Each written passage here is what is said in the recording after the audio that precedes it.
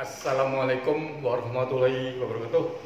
Selamat malam, salam pengadaan. Bertemu dengan saya lagi, Muji Santosa. Kita akan bahas mengenai masalah kontrak. Tapi jangan lupa olahraga sebelumnya dan jangan lupa makannya. Baik, kita akan diskusi mengenai masalah kontrak sehubungan dengan keadaan darurat Corona. Silahkan disampaikan pertanyaannya. Baik, kali ini saya ingin bertanya tentang bagaimana ketika kontrak terjadi keadaan kahar. Apakah COVID-19 ini termasuk dalam kondisi kahar? Ya, berikut ada bahan dari LKPP ini. Saya terangkan adalah dari LKPP, dari pejabat LKPP, Pak Ardi dan kawan-kawan. Ya, salam untuk Pak Ardi. Ya, dikatakan di sana wabah COVID-19 termasuk keadaan kahar.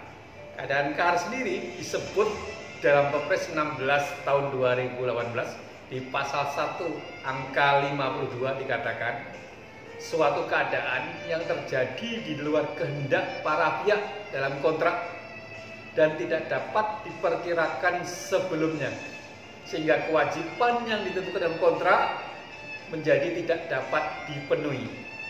Dalam pelaksanaan pekerjaan konstruksi misalkan ya, tidak dapat dilaksanakan karena ada penetapan dari pemerintah atau pemerintah daerah atau areanya menjadi berbahaya keselamatan kerjanya, sehingga dampak wabah COVID ini pada pelaksanaan kontrak seperti apa? Tenaga kerjanya ya agar berdiam diri di karantina, pasokan barang material terhambat atau berhenti, lokasi kerja ditutup.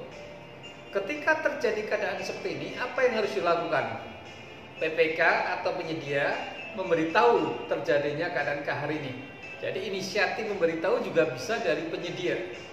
Ya, inisiatifnya ini disampaikan agar secara tertulis paling lambat 14 hari. Ya, jadi jangan tertulis ya yang kita minta. Mungkin belum bisa diterima lah dengan WA dan sebagainya, ditindaklanjuti tertulis. Semua itu didokumentasikan.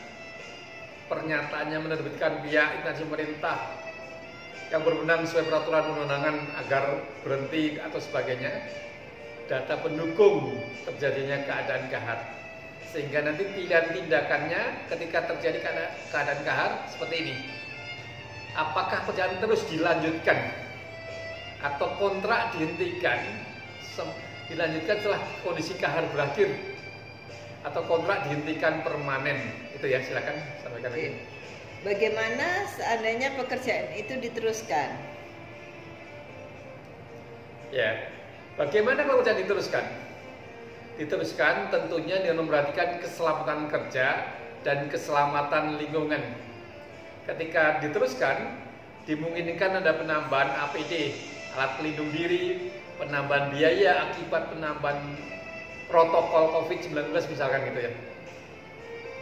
Ya, kalau tidak diteruskan, ya, PPK memberikan permintaan perintah tertulis kepada penyedia untuk meneruskan pekerjaan. Penyedia berhak untuk mendapat penggantian biaya, ya, penggantian biaya yang wajar. Penyedia berhak untuk mendapat penggantian biaya yang wajar sesuai dengan kondisi yang telah dikeluarkan untuk bekerja dalam keadaan kahar. Penggantian biaya agar diatur dalam adendum kontrak. Kalau dihentikan sementara gimana, Pak?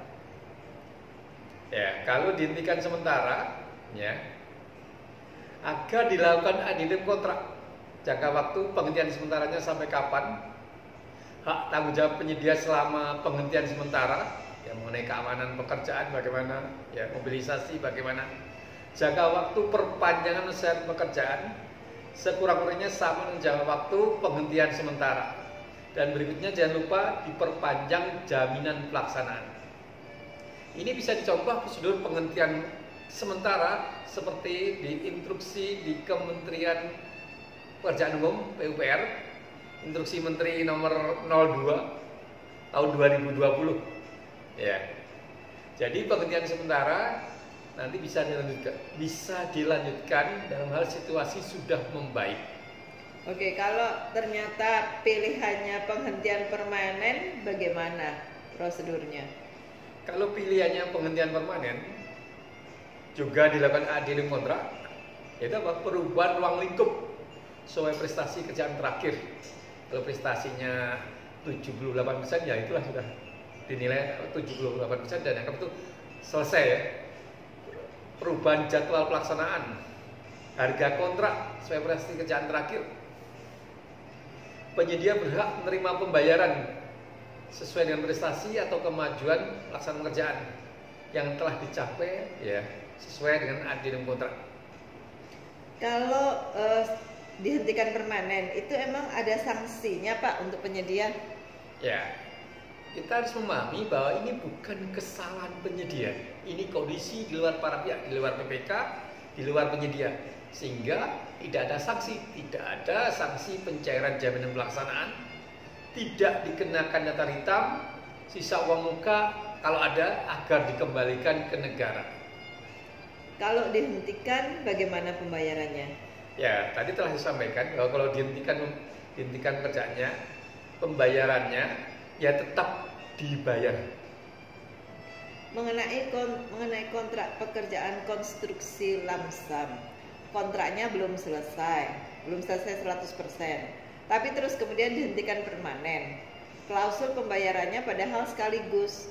Apakah yang seperti ini bisa dibayar? Ya, sebaiknya memang menghindari penggunaan kontrak lamsam. Lebih banyaklah kita menggunakan jenis kontrak harga satuan. Atau mungkin yang lebih cocok adalah gabungan ya, kontrak gabungan lamsam dan harga satuan. Kontrak lamsam tadi yang pembayarannya sekaligus agar dinilai prestasi. Ya, prestasinya berapa? Sehingga penyedia layak dibayar berapa? Walau belum selesai 100%. Ya, jadi bisa dibayar walau belum 100%. Tapi bila ada ragu, libatkanlah konsultan pengawas dan APIP sehingga mencegah namanya kerugian negara, dibayar atau kerugian negara. Ya, lanjut lagi. Bagaimana dengan harga-harga yang naik? Penyedia menyampaikan harga-harga naik drastis sehingga penyedia terhitung rugi banyak. Ya, ini perlu diperjelas apa semua benar harga naik. Ada barang-barang di saat darurat bencana menjadi lebih murah karena jarang yang beli ya. Tapi saya belum menjawab hal ini ya. Silahkanlah dikoordinasikan dulu dengan narahubung LKPP. Silahkan dibuka di webnya LKPP, narahubung siapa yang bisa dihubungi. Demikian yang saya sampaikan ya. Semoga bermanfaat bagi pelaksanaan tugas kita semua. Salam pengadaan.